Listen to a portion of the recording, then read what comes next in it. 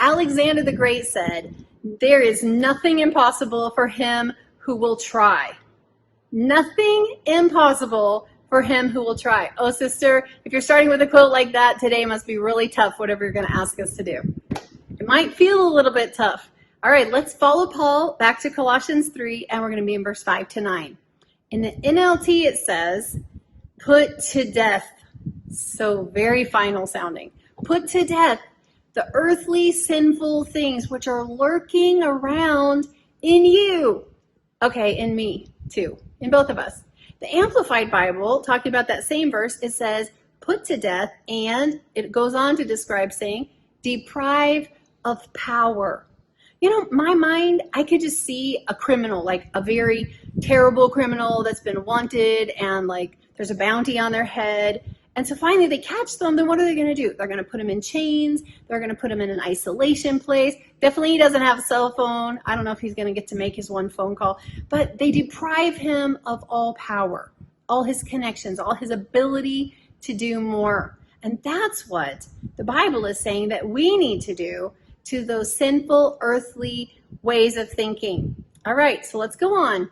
And it says, that's what we're to do with those sinful longings of our earthly body with their sensual and self-centered instincts. Oh, none of us want to hear that we're sensual and self-centered.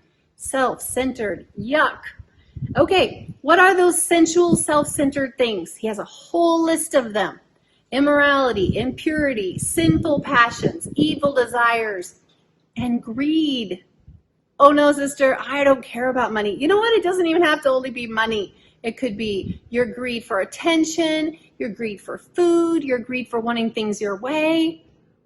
Ouch. I know, I just stepped on my own toes also.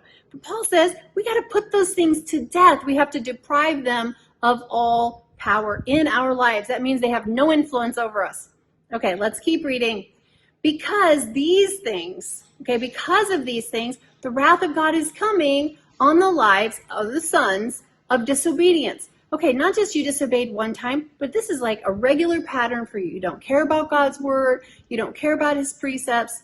And you know what? He goes on to say, that used to be you. That used to be me. We used to do all these things when our life was a part of the world.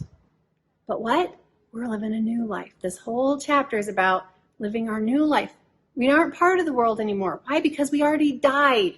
We already talked about that. We've died to our old self. We know the verse. It says, old has come, new has come.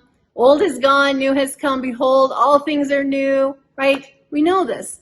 So what is Paul wanting us to see here? What is that next step? He's told us to put it to death. He's told us, you know, don't give it power. And now what is he saying? Now is the time.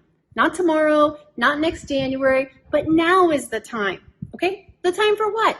To get rid of all these things. Now here's a second list. Okay, it's not enough that we already had one list. Now we're on the second list. What is that second list?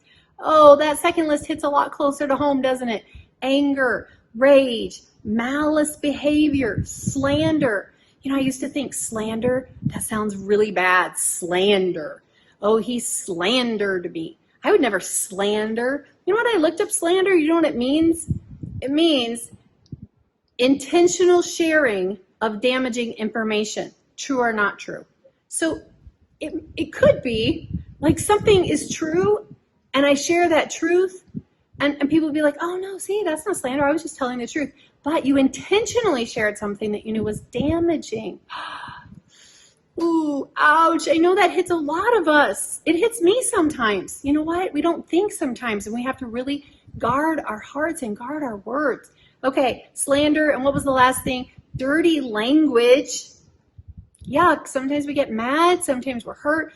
And some of us, if we haven't renewed our mind and our thoughts, dirty language wants to come out. And he's saying that has to die. Put it to death. Remove its power. And then he ends up by saying what? Do not lie. No, I'm just telling them what they want to hear. Don't lie. It's not true. Don't lie. Okay? Because that's not who you are anymore. That is not who I am anymore. Because we have stripped off the old behavior, the old thought processes, and we have what? Put on the new. all the wicked ways. We don't want them in our life anymore. So going the second mile, there's a quote that says, there is a time for action, and that time is now. Come on, can you say, yes, sister, I agree with you. That time is now, and I'm going to take action.